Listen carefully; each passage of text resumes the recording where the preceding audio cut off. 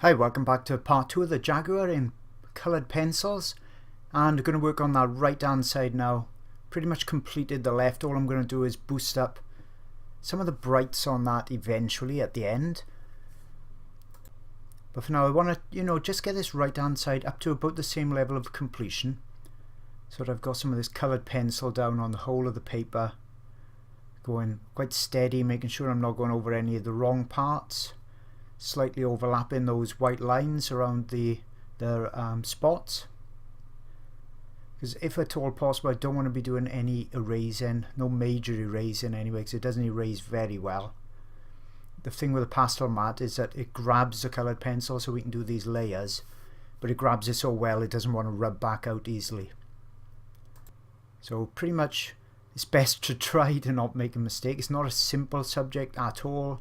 If you like this technique, this sepia kind of technique, it's the first one I've ever done, you may want to try an easier subject. Perhaps a zebra would be easier because the stripes are all then in one line rather than, actually dotted or spotted, in this case all over the paper, which can be a bit confusing. So if you did this technique on someone else, I'd love to see what you actually do. Give me some ideas as well. Always share it on the Patreon community page, on the secret Facebook group we've got for Patreon as well. Love to see your work over on there. So I'm just going to carry on now with this darker tone, and then I can, just like I did on the right hand side, highlight areas just as I'm doing now. This area is going to be quite a bit brighter, so it's actually a fairly dark part. I'm going to go over this a lot brighter as well, keeping in that fur direction as always.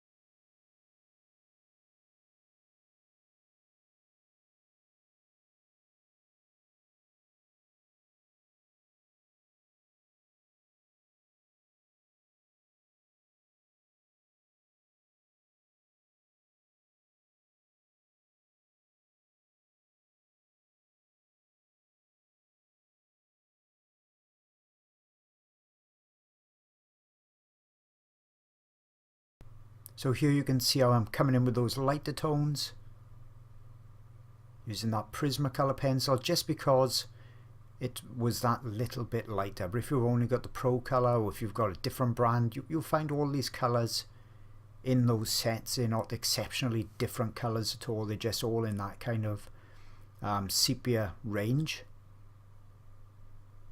And if I've got an area such as this that's really bright, I go in with those bright colors first.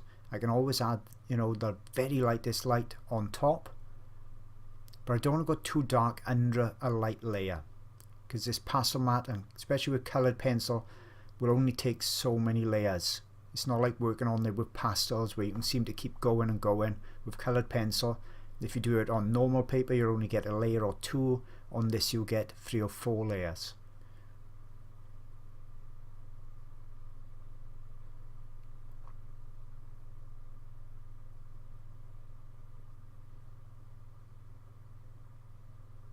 So you can see I'm pushing quite hard, resting my hand on that piece of scrap paper, because it's surprising, even with clean hands it does smudge the paper a little bit. You leave a small residue of oil on there.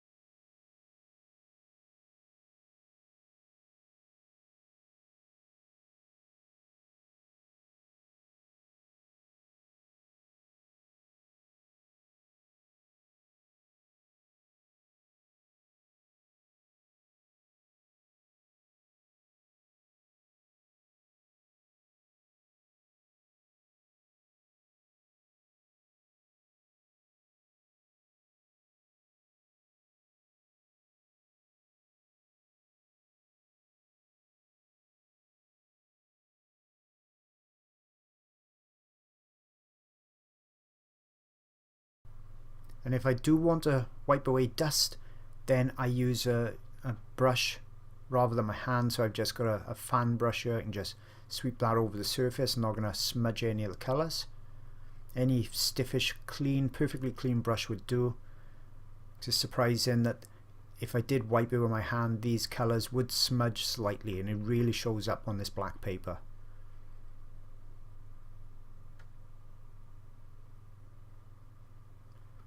So continuing to work down here, just double checking where those spots should be, the dark spots, and the direction of the fur before I continue.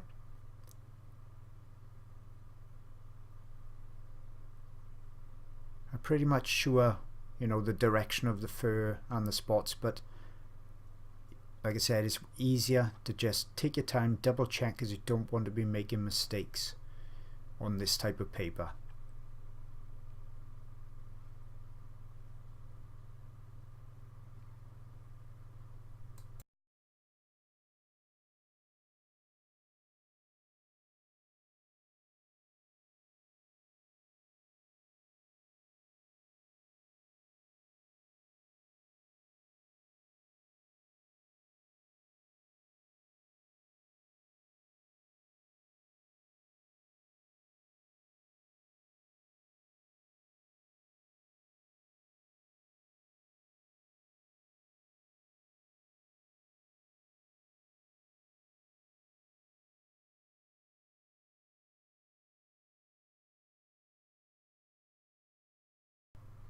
And that underdrawing is in place now, so back in with that lighter pencil. I'm trying to do it in around about 2 layers if possible, so it's not all blending together and looking a bit smudgy. 2 layers seems to be working out the best, 2 or 3. And you can see now easily on this section of that pastel matte, that slight rough texture is allowing those extra layers real easily. So it's kind of like making the coloured pencil behave almost like a pastel, so it's kind of an in-between coloured pencil and pastel effect.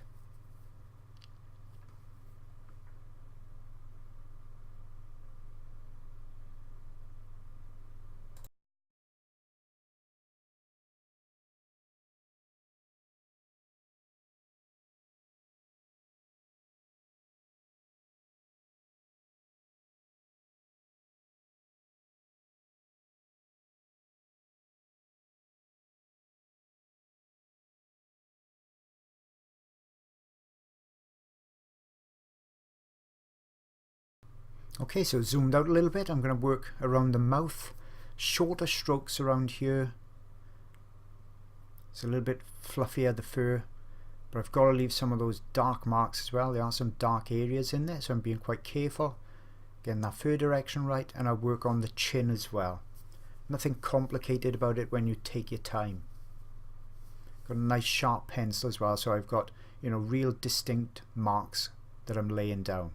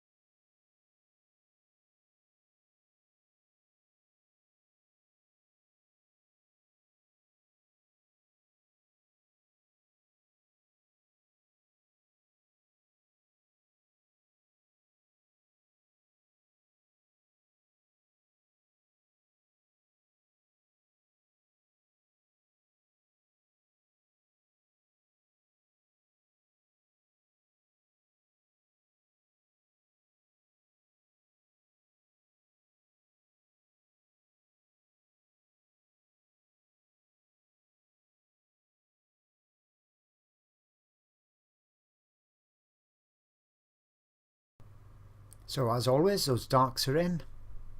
Coming in now with the sharp pencil, a couple of shades lighter.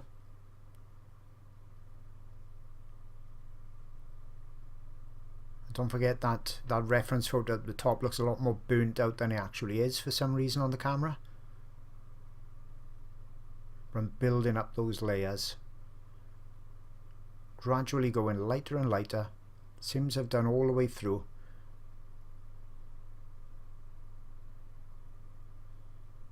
And I'm not pushing very hard on this bottom section, I want it quite subdued.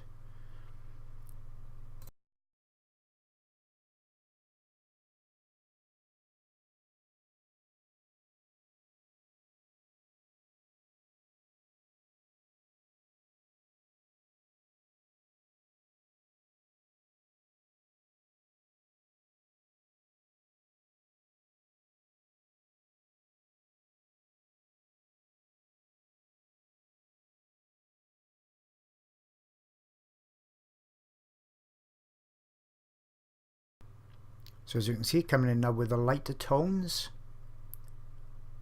still keeping that pencil nice and sharp, working generally from the lower area going up to the mouth because that's where it's overlapping. So let's take a little bit of a closer look at it.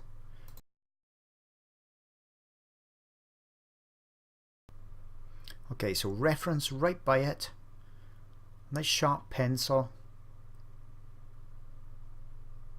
Got my hand resting on that paper and generally starting with the bottom, gentle strokes, working my way up, overlapping. Now you could do this in pastel as well, but I would suggest if you want this level of detail in pastel, I would have gone even larger so that I didn't have to keep sharpening my pencil very frequently. So you can see that overlapping technique. Nothing difficult at all, but really effective. And don't forget, I'm leaving out some of those darker areas as well, because there are little dark spots on there. Now I could come back in if I want, right at the end of the painting, and actually use that black acrylic again just to re-establish those darks if I do lose them. So there is a bit of a get out clause. Rather than using an eraser, it should go matte black again, so it should just look like the paper. But if possible, I'll draw around it.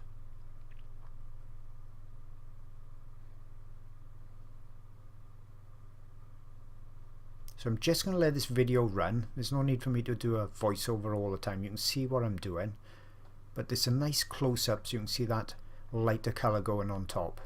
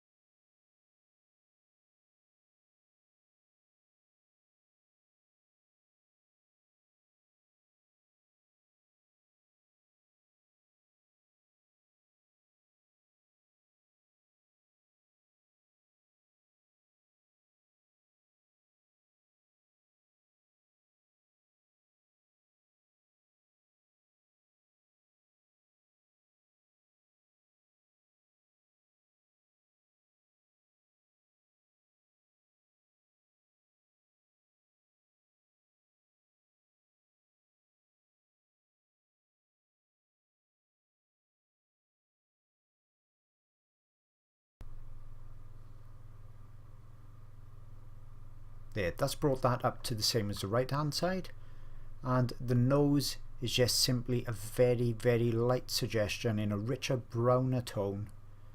It's not going to be hardly any detail in there at all, because the human eye, any of the viewers are going to look at it and know that is just a nose. So we don't have to go too crazy with detail at all.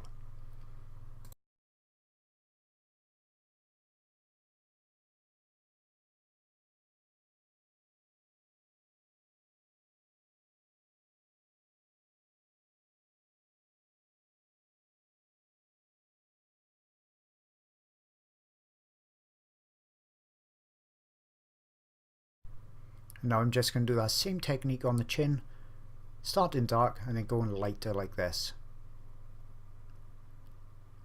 If you want a fluffier effect, don't have the pencil so sharp.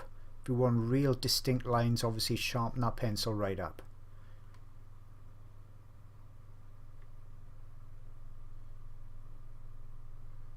Now it's not the same tone over the whole of the chin. Some areas are more in shadow than others. Now whatever subject you're doing, that's what you need to be looking for yourself, rather than blindly going in and just drawing it all in the same lightness and darkness, the same tone.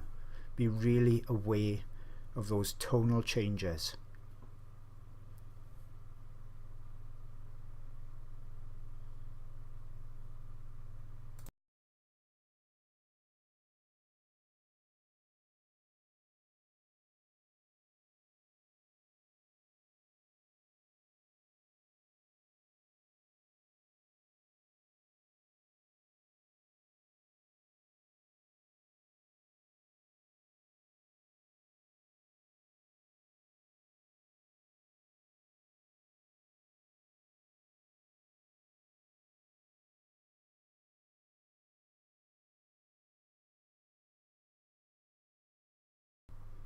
Okay, so now I think it's time to start to work on this blurry area of the body that's going into the shadows, and you can see it's a much richer colour. So I'm using more of the more burnt sienna type of colours at the moment, and I'm going to creep up on this again. I'm not going in straight light, so I want to get the richness of the red in there and come back in then and just lightly put some of the face colours into it to create, pretty close to that colour, because I haven't got exactly that colour in my set, even though I think it's a set of 72, so you can see how you can never guarantee to have every colour, but I'm sure I can get quite close to it. It's a little bit harder now to see where those spots are, so I'm going quite cautiously as well.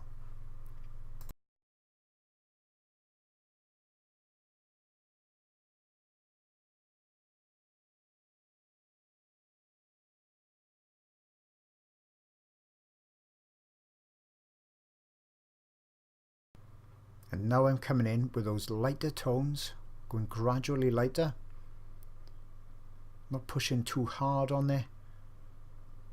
So I'm testing these colours out. I've already tried them on a scrap piece of paper to know that the colours can create pretty much the effect I'm looking for. I'm doing this more circular stroke, so this blending, so that I haven't got to go blending into it. Once again, I tried that on a scrap of paper and I found using the stump didn't really work very well. But going from dark to light and blending with little circular strokes give me the best effect. And don't forget, I can always come back over with the more of the reddy colours to tone that, just to kind of like a glaze over the top. But the important part for me on this was to get it disappearing into the background. That was the whole idea, to give that three-dimensional effect of the face.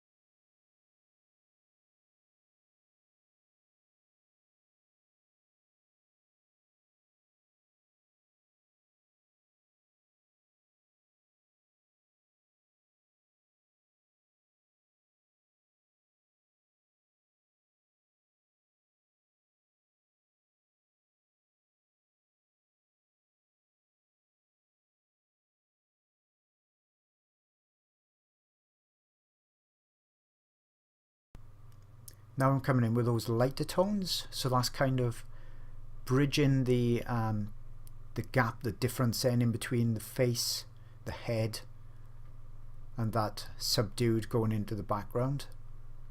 Some of these colours then need to go onto the head as well, otherwise the head's going to look really disjointed. It's not going to look like it belongs to the body. So we need to swap and change some of those colours in.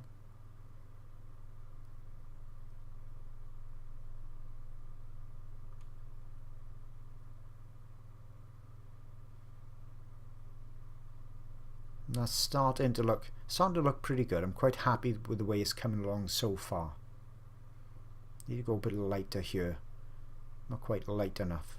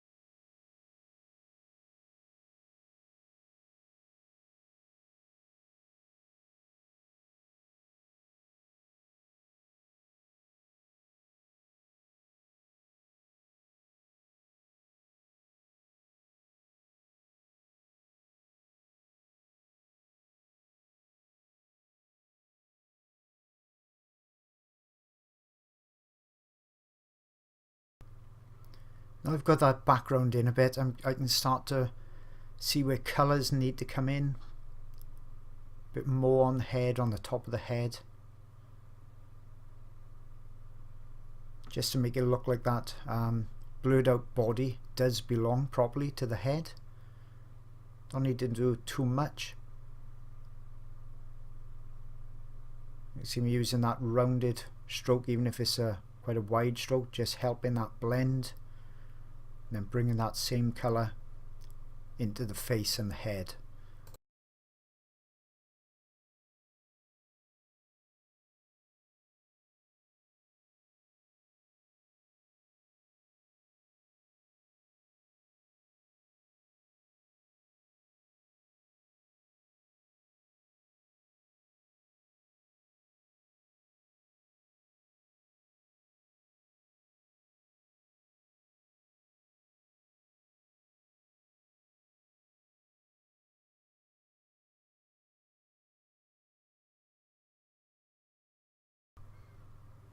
Okay, so it's time to work on the right hand side of the paper, doing that same effect now on this foreleg that's coming forward but still quite blurry. So I'm still going to use those circular strokes, start in dark, overlay in light. So basically same technique as I just did on the left hand side. And I like this foreleg, adds a lot of power and drama, I think, to the drawing, really gives it a great effect. So I want to make sure I've got this disappearing into the edges, giving that nice soft feel, getting the tones correct, and more important than the colours. And then I can start to work on the bottom on kind of like an icy shelf, an icy bit of ground with icicles on there, which I think also really adds to that pictured effect where you're looking into it.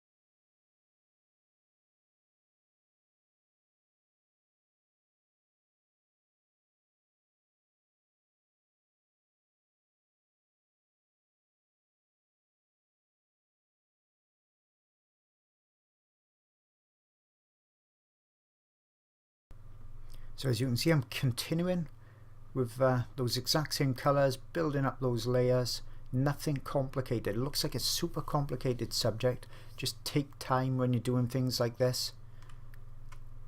Just try and get each little part correct, and then when you've got all those little parts correct, you finally sit back and you think, wow, you know, it's really starting to work.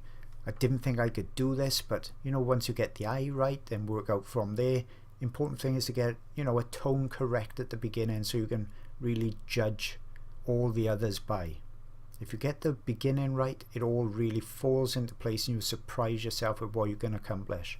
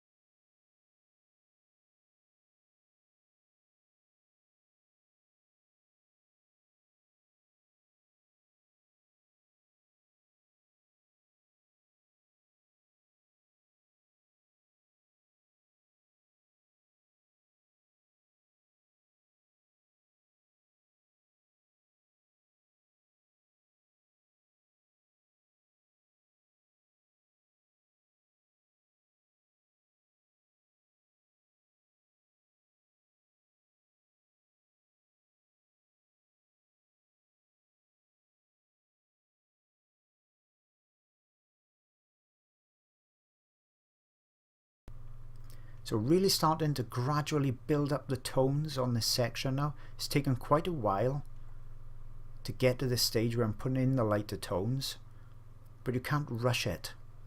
I think the whole drawing probably took me about 5 hours or so to do, so it's not particularly long, especially for something that's actually coloured pencil.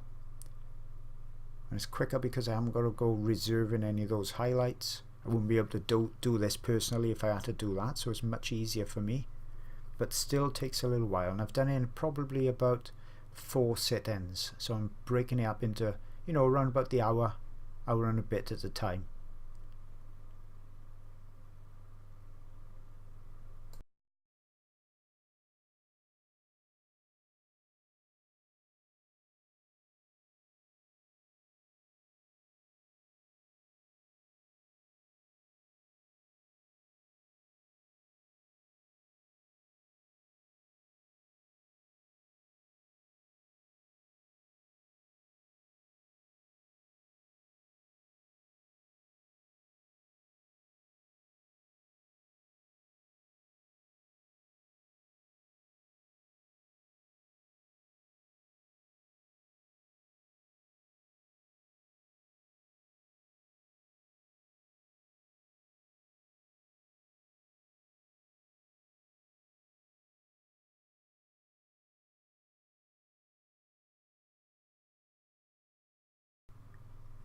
So I've changed position of the reference photo. I'm going to start to work on this icy floor, this icy shelf. It's a tricky thing to draw. There's lots of tonal changes in it, especially on that very light section on the right. So I'm not going to worry about copying this exactly. I'm after the effect of it just looking like a glassy, icy shelf, watery shelf on there. So if I can create that, I'm not going to be overly concerned about getting it exactly looking the same, because sometimes when you spend a lot of time doing that, everything can look a little bit contrived, a little bit rigid, and it's better to just go for the effect. And it's the same when you're doing things like grasses, to go for the effect with that.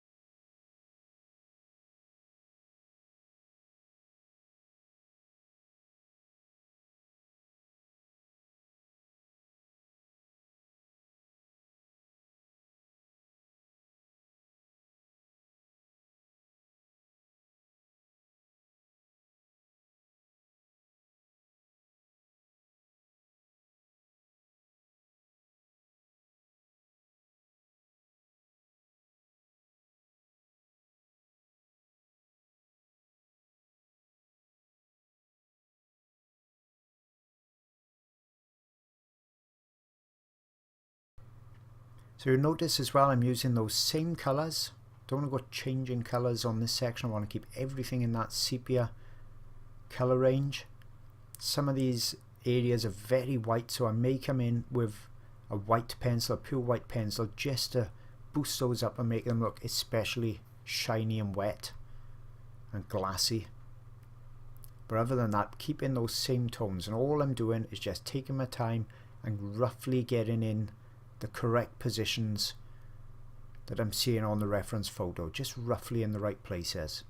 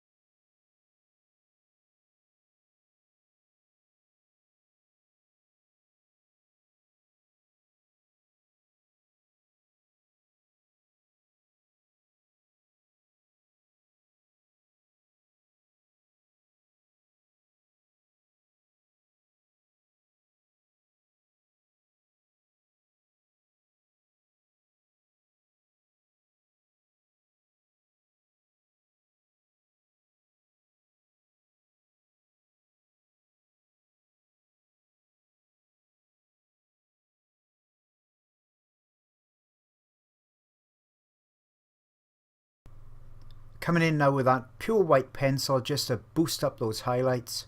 But other than that, I've stuck with that sepia range.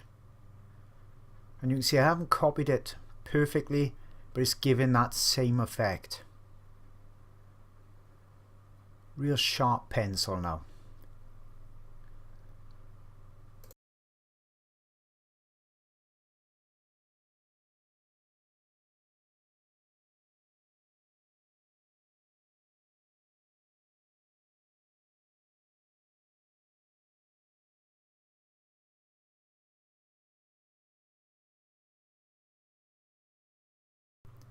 So everything is probably 90% done, and now I've got all the areas that need to be covered coloured in. I can actually just come back now, concentrating on the tones, getting areas that need to go lighter, much lighter, adding a bit of colour to some areas, and that's all I'm doing now. So this last section is probably in drawing time, probably about 3/4 an hour to an hour. And it's just a fine tuning, and then the whiskers will be the final thing that I'll put on. So just continuing now with the same techniques, but just refining, just, you know, boosting those highlights here and there.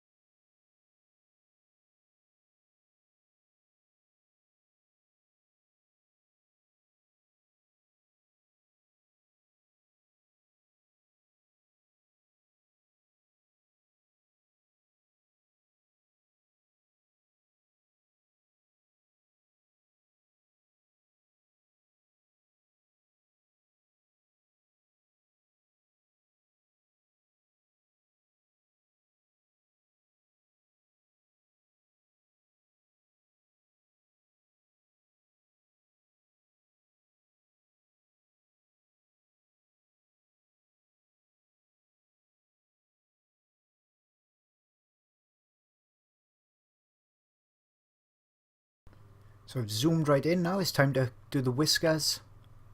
Very light touch, very sharp pencil at the start. Don't want everything to look glaringly white. Don't forget, on my actual drawing, the black of the paper is a bit darker than this. I just lightened it all up on the camera so you can see the tones a little bit easier. So my paper is actually quite a bit darker. Gives a much more dramatic effect, but you won't be able to see the pencil work quite as easy then. So nothing complicated about the whiskers. Change your body position to where you want it so that you're not struggling, because you want to be pulling the pencil towards you if possible. Easier to do when you're not filming. I'm just sharpening my pencils right up. So I want some very light tones as well. And sometimes they occur within a whisker. So parts of it may be dark, parts of it may be light. And what I'm just going to do is let this run now normal speed so you can just see how I'm laying these whiskers in.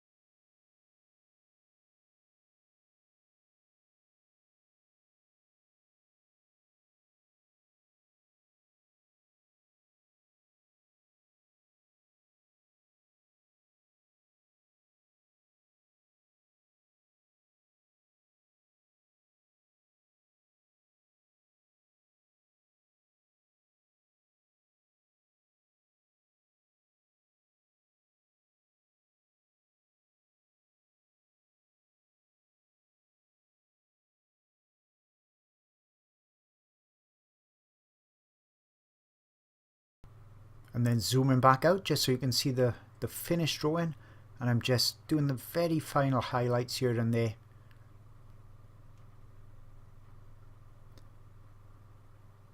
I don't want too much of this white. I tried to whiten up the Jaguar in places on a test piece to see if white worked, but white didn't actually work. It gave a very strange appearance, and that's why I've stayed with those sepia tones, and as my highlight I've used more of a very light kind of Naples yellow rather than white, but the white works okay on this ice shelf at the bottom.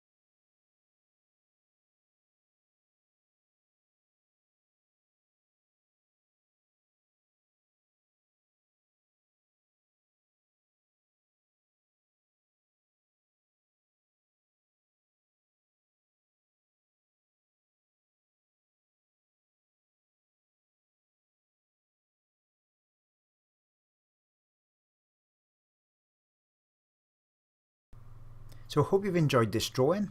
Something a bit different. I'm sure I'll be doing a couple more like this as well. Hope you found that by following along it's not as complicated or as impossible to do as perhaps you thought when you saw it at the beginning. And as long as you take your time, you can really accomplish a lot more than you think. And I'd love to see your work, see what you create if you do something in this technique. And I'll see you all again real soon.